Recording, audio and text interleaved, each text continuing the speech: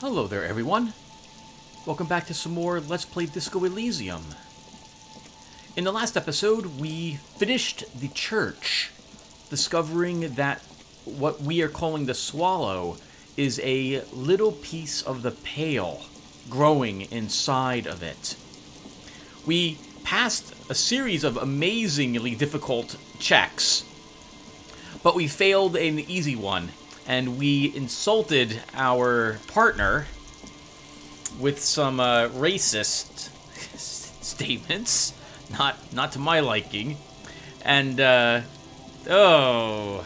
what a bummer on that whole thing. Shame we couldn't get him to dance with us. In retrospect, by the way, looking back, I didn't realize it at the time, but it was Volition that showed up and said, "Stop dancing, apologize immediately." I didn't even think it was... I didn't recognize it as Volition. I thought that was suggestion. Oh, I should have done it, because I said I would always do what Volition wanted, with the exception of the boots I'm currently wearing. 1 second, I'm looking at my phone. I know, it's bad. Let's see.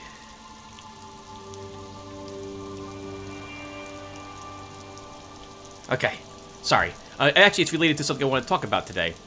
So, I guess, first, before I get too distracted, what are we doing? So, I don't want to confront Ruby without, Kim here. So, we're going to wait till tomorrow to go and investigate the Feld building. Today, it's the evening, and probably a good time to do a little bit of vandalism. So we're going to go ahead and talk to Cindy the Skull, since we passed that one incredibly difficult conceptualization check, and we're going to paint the side of the wall. Something. I don't know yet what. We'll decide when we get there. And then we might go to bed, and from then, there on, we'll see what we're going to do today. We might actually sleep, if we're allowed to, and then we will confront Ruby. That might all happen in this episode. So, I think I mentioned before, I think it was Disco Elysium, that I was working on, it might have been Underrail, though, or a different game, but I was working on the Heroes Quest board game that I had been, well, working on for years. I cleaned up a few more of the cards I had made, I adjusted some more of the levels, I was working on the balancing a little bit as well, and I drew the 5th quest in the series for it. While I was drawing that 5th quest, it occurred to me that I really kind of wanted it to look like like a ruined keep. And for some reason, what popped in my head was a ruined keep from an adventure module I used to have when I was when I was a teenager. When I was really young, I had picked up a magazine called Dungeon. I think it was released issue 13. That's what they went with, issues, from Walden's bookstore, which was around at the time in the mall, and it was amazing. And that magazine had a event. So first off, Dungeon Magazine is a magazine which contains standalone Dungeons and Dragons 2nd edition, 1st edition, and I think they went up to 3rd or 4th edition before. I think the magazine's out of print now, but don't quote me on that. But they had modules for Dungeon Masters, and this way you could use them with a little bit of tweaking, of course, to your tastes, but you would have to come up with everything by yourself. Dungeon Magazine 13 was my favorite one. It consisted of 4 adventures, all of which I absolutely adored. The one in particular I had been thinking about was one called I think it was called The Ruins of Lotaeri. And that dungeon keep is what I wanted. And 1 second, we're here with Cindy the Skull, so we'll talk to her. Hello again, officers. Have you come to admire my mural? Cindy, I'm going to need your paintbrush. What for?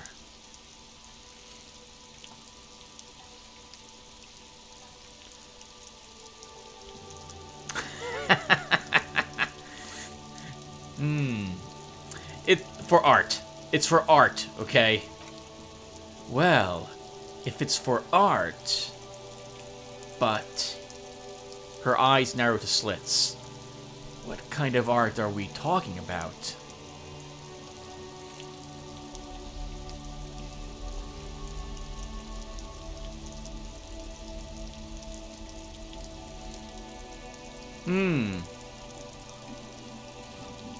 Two would be sorry, cop, but probably how I'm feeling a little bit after.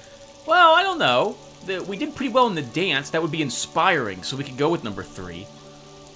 But number 2 would be how we felt after Kim left. We feel a little disappointed in ourselves for insulting him like that.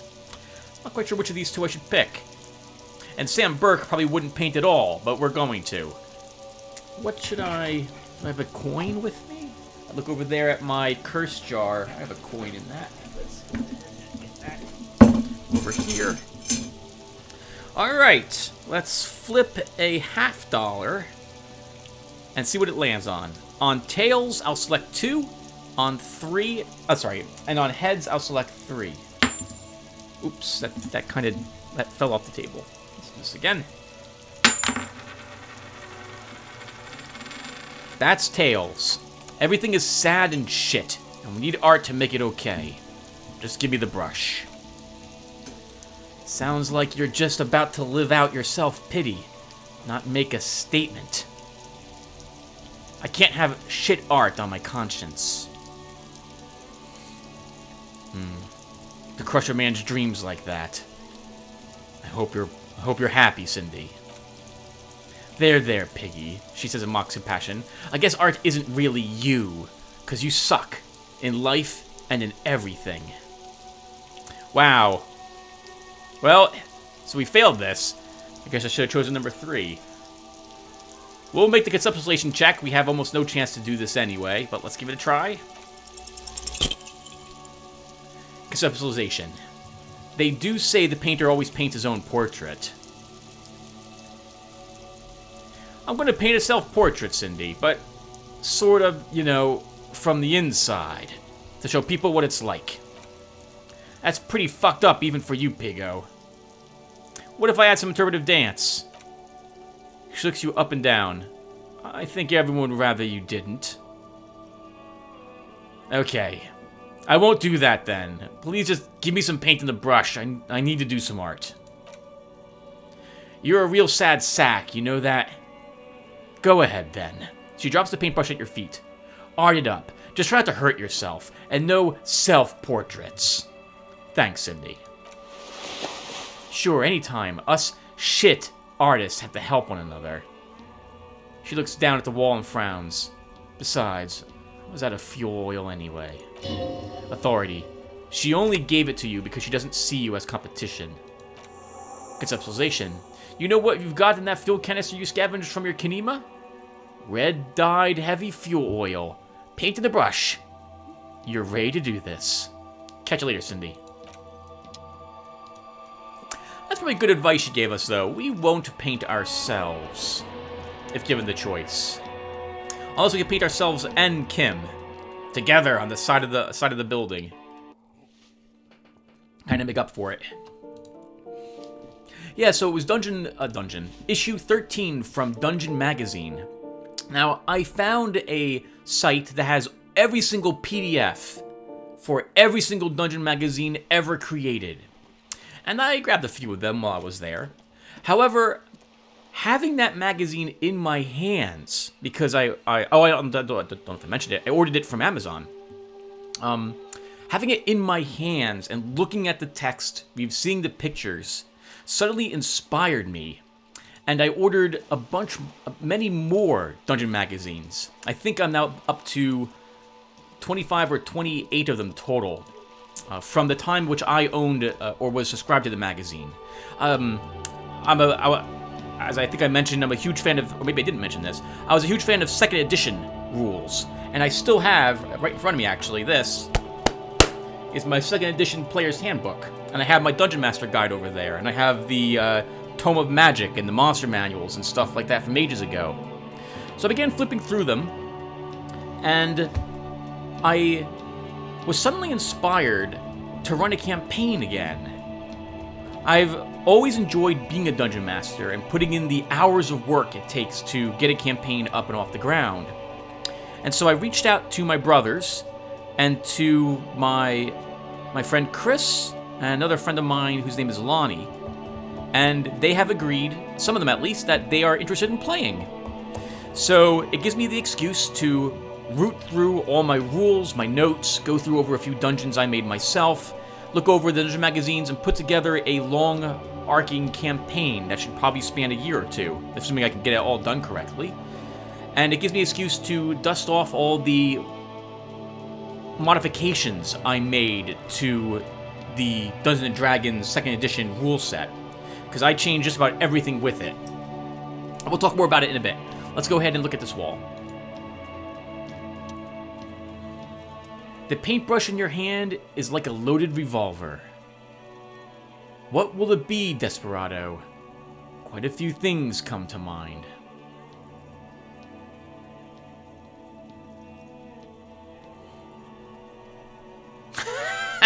That's honestly number 2 makes me... That's pretty funny. So, no, I don't think we'll choose number 1. That's not us. As funny as this is, no. Mother of All Walls is pretty uninspiring. I'm not sure we want to do that. That's a bit mysterious. I don't know if that would be us. So far I'm leaning towards 3. Draw a 3,500-year-old pictogram of a human being. No. That's inspiring. But also maybe not true.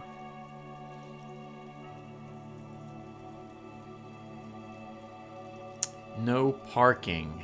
No. That's funny. Probably honest. Probably shouldn't park here, but no. I think we'll go with 3. Mother of All Walls. Oh, look at us. Strike a pose. I thought we'd actually paint something.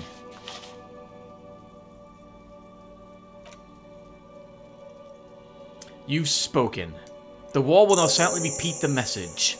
For a decade or so, until the sea air degrades the paint, adding yet another layer of detritus to the city. Mother of All Walls! Yes! I wonder if Kim was here, if we would have been able to ask him what we should do. And that's another task done. Oh, we could confront Kuno's father right now. Why not? We're here. Let's go ahead and give this a go. What's the worst that could happen? As I quick save the game.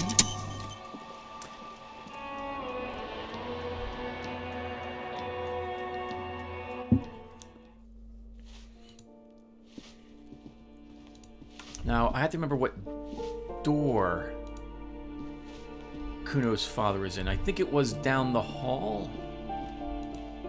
I think it was around on this side.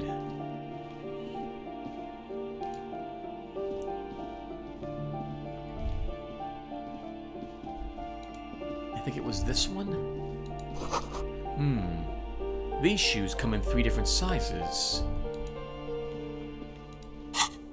Oh, I have 2 points to put in things.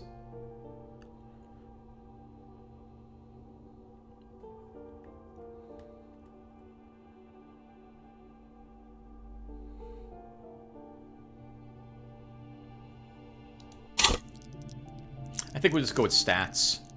So, let's take another point in volition?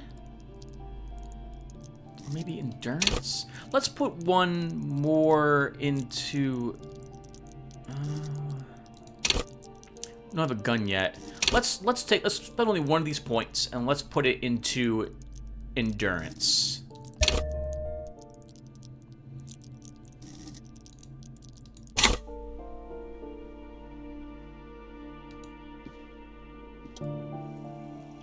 A shabby door hangs oddly on its hinges, secured to the door frame with a steady chain.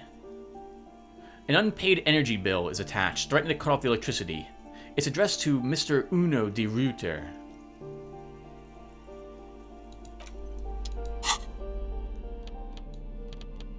Is this actually his house, though? Or is... Oh, what?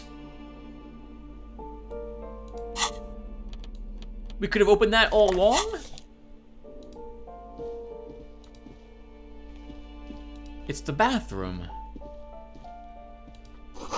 These shower curtains are covered in some sort of slime. Moss crawls on these bathroom tiles. Actual moss. Oh, the place hasn't been cleaned in a while. 42 cents in the sink. Some magnesium. And some Commodore Red. If I actually want to drink a thing of alcohol, which I said I wasn't going to do.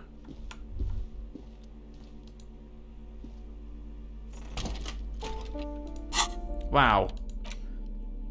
A large crimson bottle of cheap, sugary wine, made of poverty, sugar, artificial taste enhancers, and a vague memory of grapes, guaranteed to color your lips.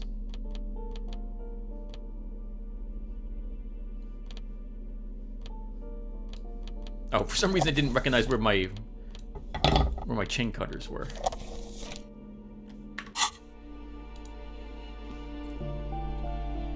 I don't know if that's his father's house, though. I don't want to break into someone's home. Let's ask the lady again where he is. Oh, maybe he's on the balcony upstairs?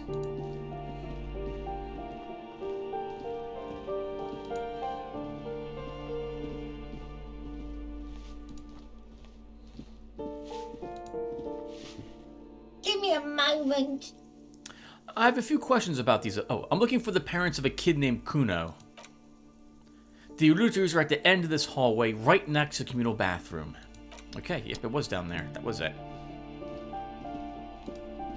I don't know if breaking in is what I want to do.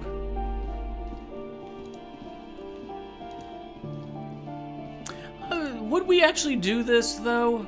Would Sam Burke... He would fight for a kid to stop that kid from being abused, but he wouldn't do it to get drugs for himself.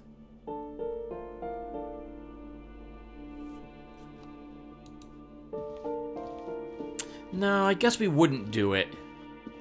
I guess we would not do it. Okay, so then I'll change my mind. Alright, so let's head on down to our abode. We'll read the one book we have.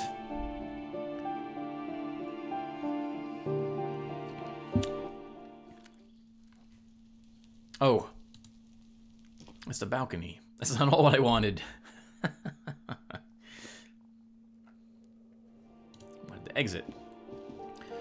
We'll go to sleep, and then we'll wake up the next day. Assuming Kim is here, we will actually go ahead and investigate Ruby. I think we'll have time for all that.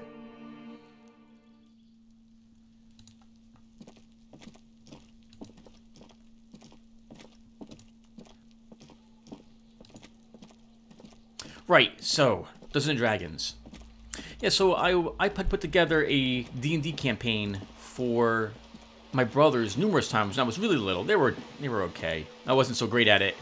I remember being confused by the rules a lot when I was really, really young. I think I started playing when I was 11 or 12 is when I first had my brothers play through the Red Box, I think is what it was called, for standard Dungeons and Dragons. As I got older, me and my youngest brother, we had a campaign going, just the two of us. I was DM, he was a player. I think it lasted several years. His character got to level 9 or so. It was a Spelljammer campaign. Or it ended up being that at one point. And also, it went into Ravenloft for a little bit as well. I had a lot of fun running that, and Joe really liked it. In college, I ran a campaign for, I think, 3 or 4 years. It took an entire summer's worth of work to get the campaign in order, make all the maps, make all the little notes about different skills or spells or what have you that I knew the players would be casting at certain points. I guess I should describe a little bit more of how I work for this stuff. So, I'm a big fan of keeping information to the players uniquely to that player. So if someone searches for traps, I will give them a note which tells them what they see, and then it's up to them to tell the other players what they saw. In this way, I'm not repeating aloud to everyone what that one player sees, but rather it's up to him to make that decision. If someone opens a chest, I hand them a note which tells them what they see inside of it, and so on. If someone casts Detect Magic, I give them a note which describes a type of magic power on different items, and so on. Characters' non-weapon proficiencies I was pretty big with as well, for example. So if you had astrology, you could use it to, say, look at the stars, and I might have an augury occur. The player might be able to look for information about what they should be doing next, and then I give them a piece of paper that would say what they should do. And I do this sort of thing for all sorts of different checks and so on. Sometimes, before a session would begin... Oh, wait, I passed our house. I would... not our house, our place where we're staying. I would have the characters make a few d20 rolls in advance, and those I would use for checks where I did not want them to know that they were supposed to roll for something, like a saving throw against a curse or something like that. And I would be able to tick those rolls off to see if they passed or failed those rolls. I was also a pretty... when it comes to being a Dungeon Master, I am huge on the Dungeon Master's word is law. What they say happens. If you hit, the Dungeon Master says that you do not, you don't. And I'm a big story-oriented DM.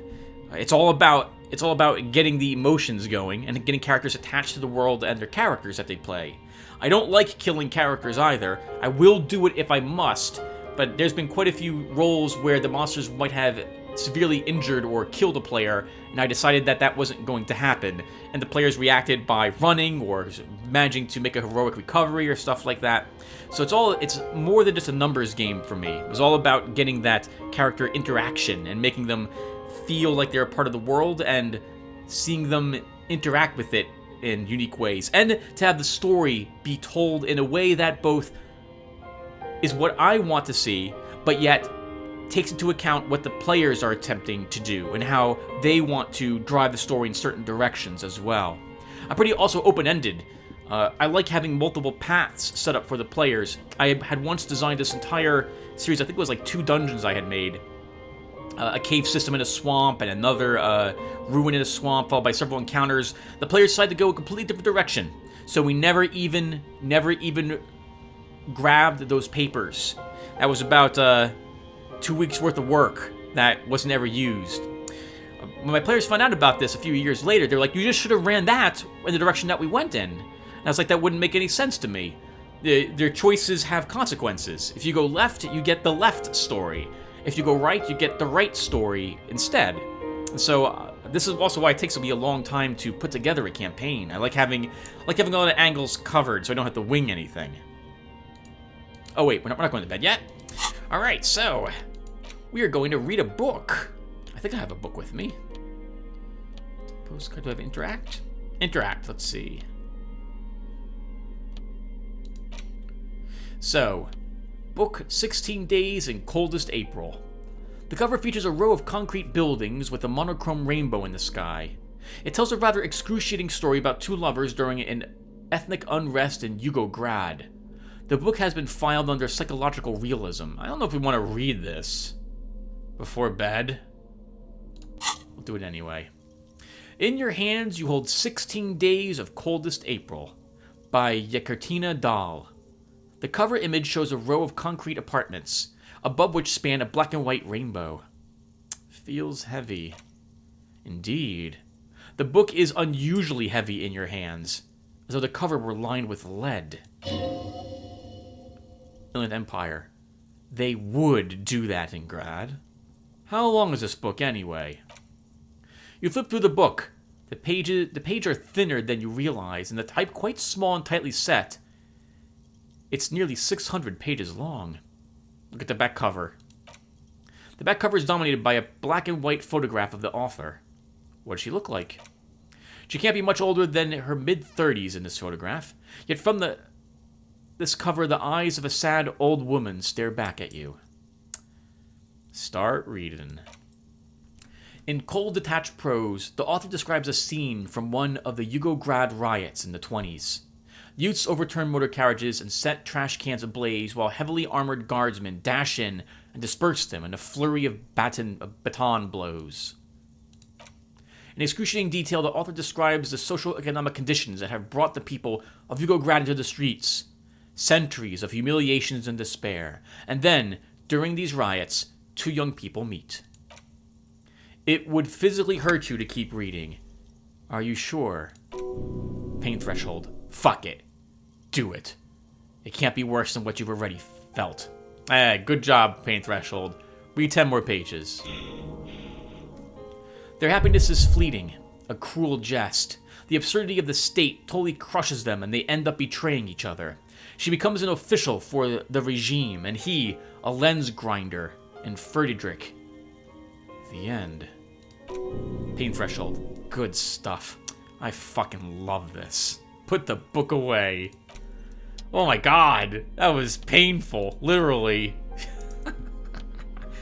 I guess we just, I said 10 more pages. It sounds like we actually flipped to the end of the book and just read the final 10 pages.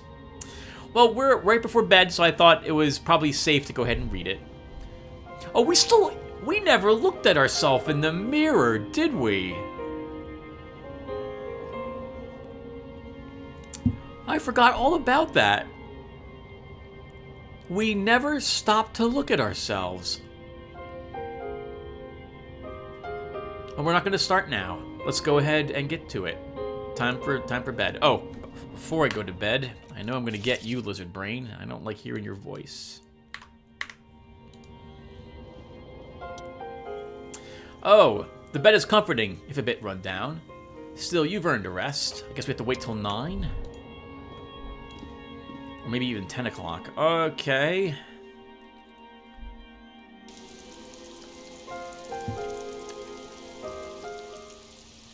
Well, crap. Alright, how about this then? We'll go to the bookstore, and we'll buy ourselves a book to read. I think we'll buy a detective book this time. Or maybe a Man from Hjelmdall book as well while we're there. Because we can afford it. We got 75 bucks. We're not spending it on anything else. We thankfully don't need to eat in this world or drink anything. Getting by on a day with 75 bucks, that would be... Well, you might be able to make one day, assuming you're not paying for room and board. How much would it be? Well, I guess if you're... Oh, Tim, you've been super poor. Not that poor, though. Your family has been. What would it be for breakfast, lunch, and dinner? Water. Could probably get by with a tiny bit of cereal. Actually, if we buy a box of cereal for $5, that would last you a few days. Just dry, though. No milk. Lunch. Ramen. Maybe some carrots or something. Cut them up, put it in it. That'd be like $2. What would dinner be? More ramen, I guess? Yeah. Guess you eat the same thing then, too. Oh my god. So depressing. I don't want to think about real life. Let's go ahead and talk more about Dungeons & Dragons. So, I was big on making my own custom character classes in D&D. And I had tried to revive my campaign about a decade ago. Maybe, is that right, a decade ago? 9 years ago, actually. Slightly longer. I remember, it was March, no. Yes, March 21st. On March 21st of 2011, my house was burglarized. And the burglar stole my Nintendo Wii and the desktop computer I possessed, along with all its peripherals. I didn't care so much about it, although it took me a while to get over the fact someone had broken into my home. It happened when I wasn't home as well. They just kicked the door down. It was a girl, actually, who had done so, and she did it for drug money. Poor girl. In any case, the computer had all my altered character classes. It had about a month or 2 months worth of work on the campaign. It had several several pages of unique spells and magical items I intended to do.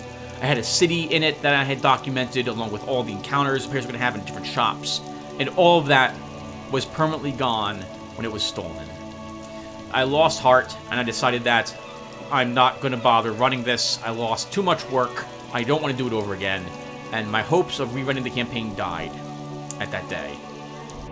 Well, fast forward to today, and I have a backup of at least the character classes that I had designed. It's not up to date, not from what I had, but it's not...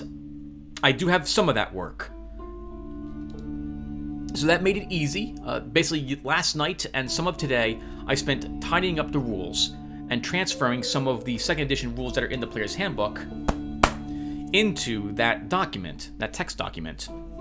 Because I can't give the book to my players who are going to play it, and I don't think any of them own a 2nd edition D&D player's handbook. So they're going to get a copy of some of the most important rules. So it was fun to read what I had come up with ages ago for these characters. My intention is to make a new character class every day, and then I should be good to give them the character class rules by the end of next week. 7 or maybe 5 or 6 new characters. And that should be good. With that, the characters will be able to choose what they want, and the players will be able to choose the characters that they want. They'll give you some idea of what type of adventures I can run them in, and then I will make the first adventure by hand, and then I can begin running them through various dungeon magazines, along with some custom-made adventures as I play. I'll be looking forward to it. It's been a long time. Hello again, esteemed officer. She keeps reciting like a robot. And welcome to Crime, Romance, and Biographies of Famous People. What if I want to buy a book? Goodness, you were already doing good browsing the shelves. Why'd you stop? She fiddles her pendant and then waves her bony fingers directly at you. Don't you feel compelled? Go, go. Get back there. The books await you. So what type of books do you have? Everything is on the shelves. Take a look yourself, she has her glasses. The shelves compel you, don't they? Volition. She's attempting to mentally direct you towards the shelves. She only wants you to buy the goods. She doesn't care about books. Do you even know what books you have for sale? She scoffs. Truth be told, not really. My sister brings in most of the goods. I'm sure it's all very literary stuff with well-written prose.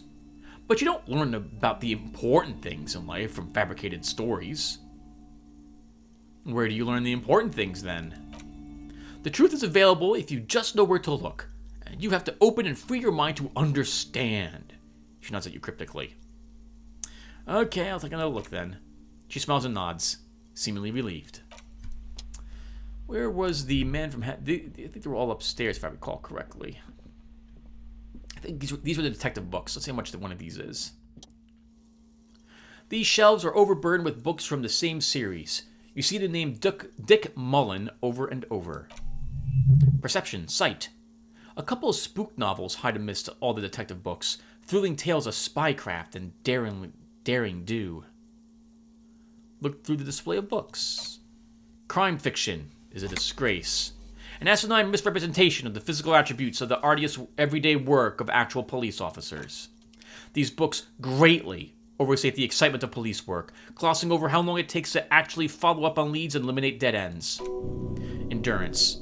Furthermore, they have no idea how hard it is to simply remove a body from a tree. What's more, they completely ignore the psychological hardships of, year after year, coming into contact with people during the worst days of their lives. Not a single mention of all the stress this work creates upon the officer's family.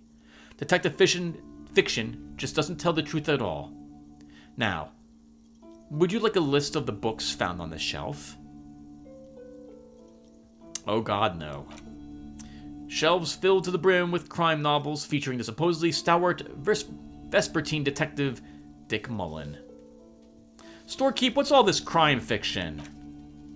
Oh, crime, robberies, murders, even sexual crimes. We're fortunate to have Dick Mullen and his stories to sort all that out. You are a police officer, apparently. You should buy all of these. They really do teach a person how to be a proper detective. Logic. Note. Reading about Dick Mullen will not actually make you a better detective. Yeah, books are factually inaccurate, right? Isn't that what I learned from Frog Detective? Shelf of biographies. The plaque on the shelf reads, Biographies of Famous People. You see a large variety of names, none of which ring a bell. Look through the display of books. Browsing through all the books with their names make your head spin. None of these seem important or relevant. It's just vapid egoism. Suddenly, a particularly odd title catches your eye. It reads, High Speed Love. The tragic true love story of Jacob, I can't pronounce that last name, and Alfie Delatraz, by one Celsia Averbrook. What's it about? High Speed Love chronicles a romance between two of the finest tip-top Tournay racers in history. One of them is the mad cop driver Jacob. His blonde mane graces the cover. Next to his life story, you see a slim biography of an Occidental rock star called the Anti-Star.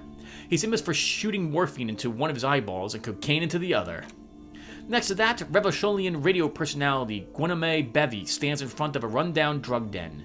He's a permanent fixture on Channel 8, reporting on real-life crime and ruining cop stays.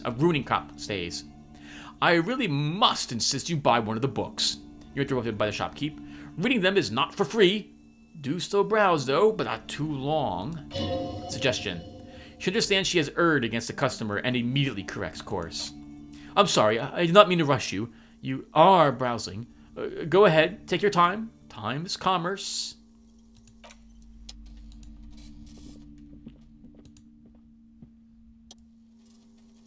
Shelf of paranormal books. This bookstore is not strictly about crime, romance, and biographies of famous people. There's also a wide range of paranatural literature. Look through the shelf. Amidst the various books, you find one written by someone named Matthias W. Dundas. It's about wholeness, unity, balance. The point of the book and many others on this shelf is to give people medicinal advice in situations where they don't have access to paid health services. Interesting.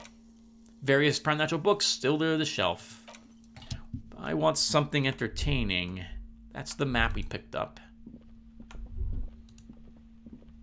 So nothing up there. All right, let's check downstairs then.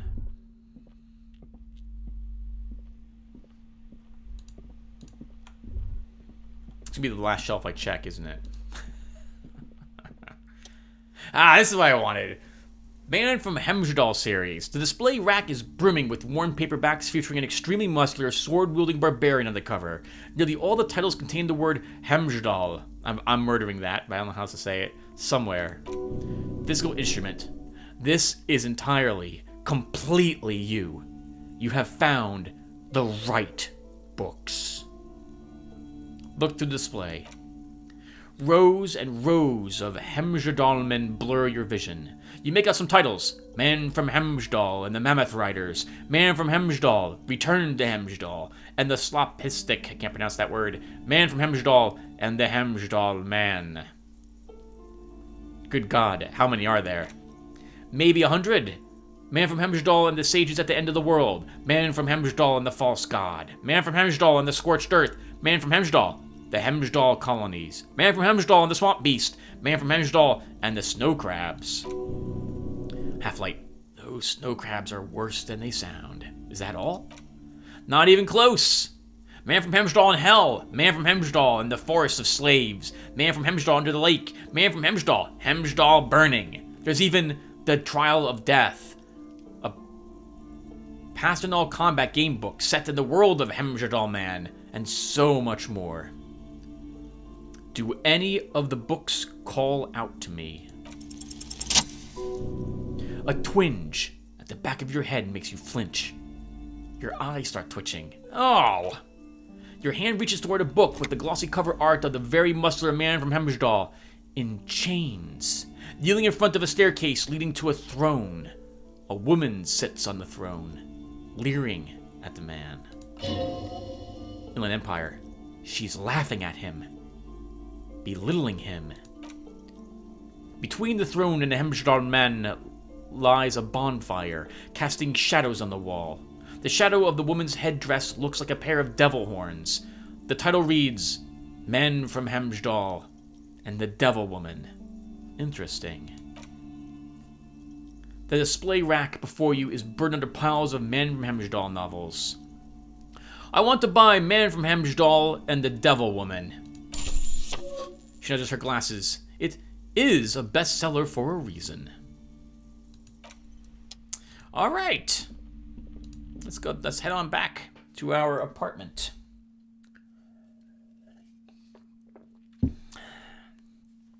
We'll read that book. Yeah, so what's the plan, Tim? So as I look over at my dresser, I think that's what that's called. Over my dresser, I see that when I had put together all the... I had taken a picture on my phone of all of the dungeon magazines I had at the time, which is to say a few days ago. I have many more now. And all the D&D rule sets I still possess. And I began working on a campaign flow.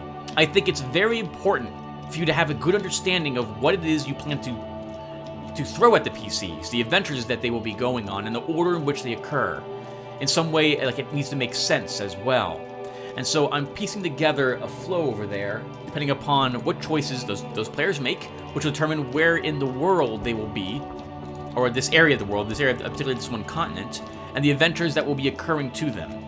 For example, if they take this one path, or rather they'll have a choice of different people that will go to them to hire them for different reasons.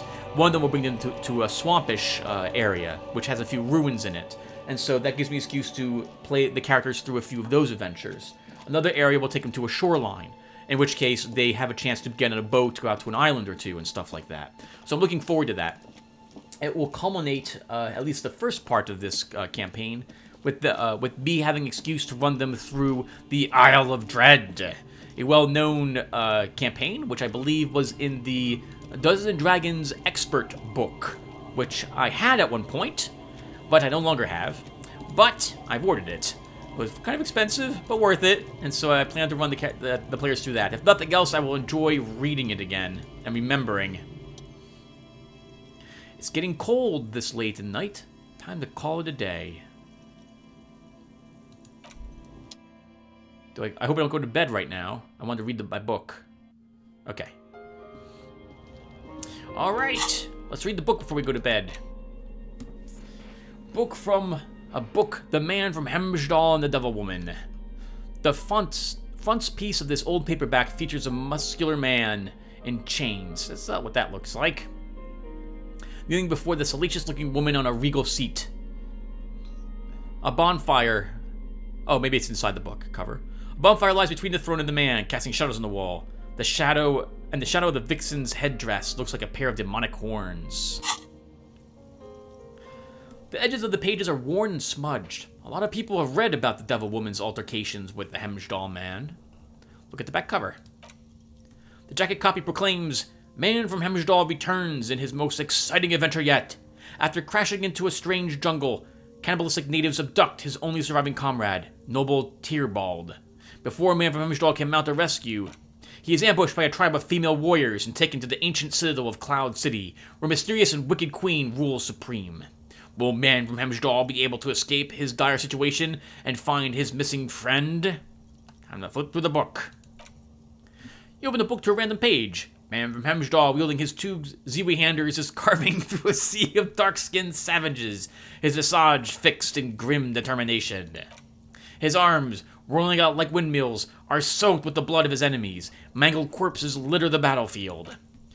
You flip to the copyright page. This book was written in 1938.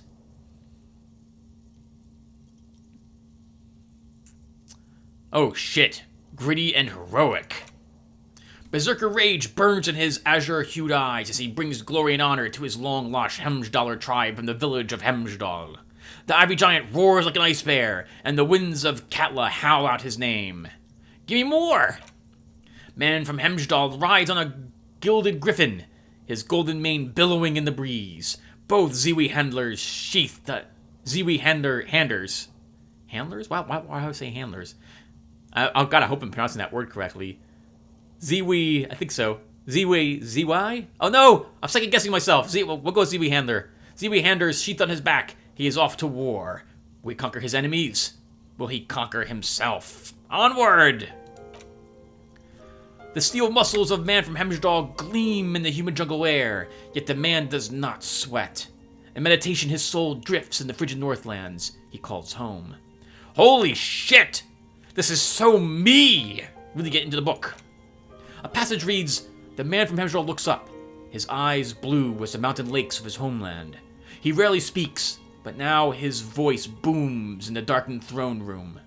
Do not try to sap my masculine essence, wicked temptress. Son of Hjelmdall will never succumb to your seductive wiles. Thine spells are no match for purity and strength of will. Brothers of Hjelmdall stand above the vices of flesh, for it is weak and corruptible, yet mine is forged in gore and strife. Queen Lidiania just laughs a sultry and salacious sound and says, I have grand plans for you, man from Hjelmdall.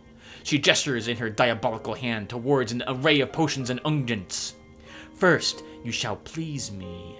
Then lead my armies against the vicious cannibals. Not a muscle moves in the face of man from Hjelmdall, yet inside there is turmoil. This goes against all he holds sacrosanct. Wow, this is epic! In the final pages, man from Hjelmdall mounts Gwalorin, his mighty griffin. Oh, I thought I was gonna... Oh, let's not go there. And turns his gaze to the horizon.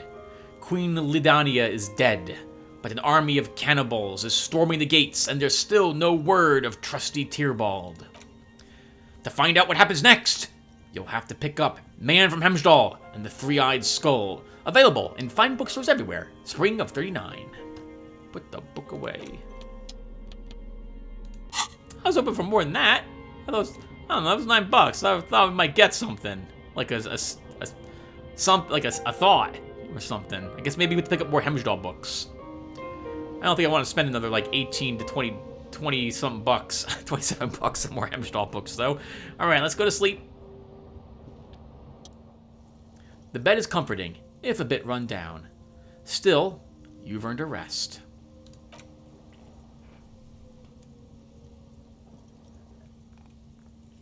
The bed underneath you is soft, if lumpy.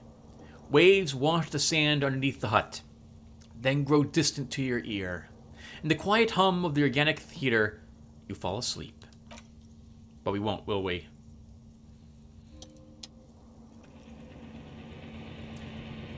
Our limbric system speaks to us. Like a deftly cast fishing net, sleep pulls you out of the world and into its dark shore. The rough mesh chafes, then, tightening around you, it digs into your brain. I just want to go to sleep once without having bad dreams. But then again, those dreams are what is helping us, right? Inland Empire and Shivers. Great. Great, this is going to be really chill. How have things been going for you out there? Helped anyone lately? Saved anyone lately? Murdered anyone lately? Because you know, you are a murderer. A disco music listening psycho killer who offs poor people and then forgets about it. I don't care. That doesn't scare me. Hear that? You were naive to think he's afraid of his bloodied hands, soul brother. Oh no. I see inside his, I can't pronounce that, amygdala and his hippocampus. The thing he's really scared of is much, much worse than that. Why are you doing this? I just want to sleep. I can almost see the dark. We're trying to help you. All these processes, these tortures, voices and tremors, they're all just distractions, flares and countermeasures to keep you from the last dream. The worst of them all. The last dream? The last dream will be total annihilation, cinders peeling off the fuselage. We won't be there to help you anymore, Harry. We will be dormant. You will be naked and alone.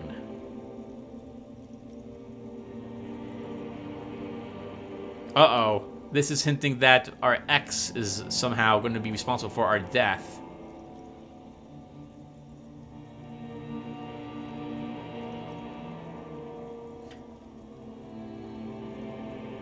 I think either one. So our answer is, and the air will smell of apricots. Her face forms in summertime, or I don't want to anymore. I don't want to think either one of those things. I think we're thinking about being naked and alone. And the air will smell of apricots. Of hell and ancient sadness, brother. 10,000 years later, in front of the video rental, there is a warm breath on your face. Everything is okay again. Everything is so okay, repeats the limbic system. Doesn't sound like it will be okay. Your eyelids flutter open for a moment. When you close them again, you sense the light of the room around you. You're back. In 2 seconds, the alarm will ring. And an Empire. The last thought in your head before waking is, maybe you shouldn't have seen that stained glass window in the church.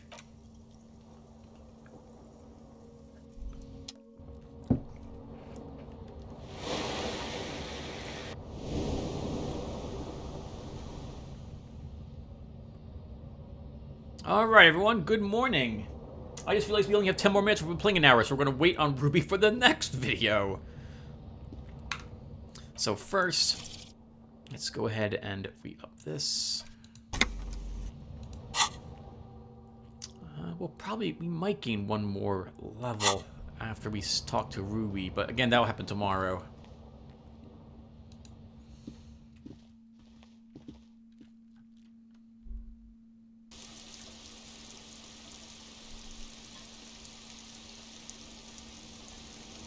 Hey, good morning, Kim. I think we'll talk to you the rest of the day. Good morning. All right, so where's my clothes?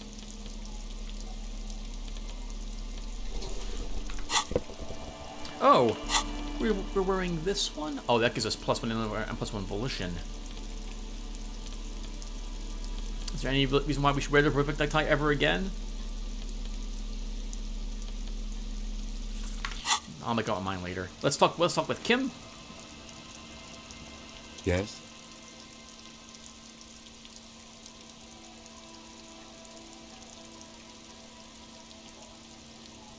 Kim, I want to talk about you.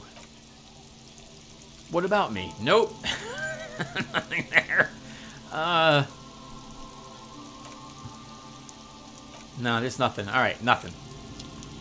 Alright, I guess we're all kind of done then. I can't think of anything else to do, so maybe let's go into the Feld building. We'll go back to where Ruby is, but I'm going to wait till the next episode to actually confront her. Can't believe you played for almost an hour already. I'm still waiting for the webcam to come in, and I've ordered something to maybe help me with normal recording as well. I'm also tempted to pick up an actual camcorder of some sort, so I can record what the Heroes Quest game I'm working on and so on, just for what's the word? What's the expression? Prosperity's sake. So I may be doing that soon. We'll see. What else should you talk about, Tim? No, nothing really else has been happening. Again, oh, here's the Feld building. Oh wait, we want to be here. I'm obsessed now with getting the D&D campaign up and off the ground. So all my free time, whenever I'm not recording an episode of something here and compressing, I'll be working on that. Again, I'm really looking forward to it. It's going to be. I hope it'll be great. God, I hope I'm not too rusty. If nothing else, all my Let's Playing has really probably helped me. Because my speaking has gotten, at least I think it has gotten, quite a bit better. Still can't wing things very well. My ability to come up with things on the fly is pretty poor, I think. It's gotten a little better having to talk about random stuff here on YouTube. And my speaking just in general has improved. With a great many less ums and uhs. Or what is it called? There's one right there. They're called social tics, I think. Less of them. And I'm babbling. So I'm going to stop here. Thank you all for watching. And when we come back, we will finally be seeing Ruby. I will see you all then. And take care, everyone. Thanks for watching.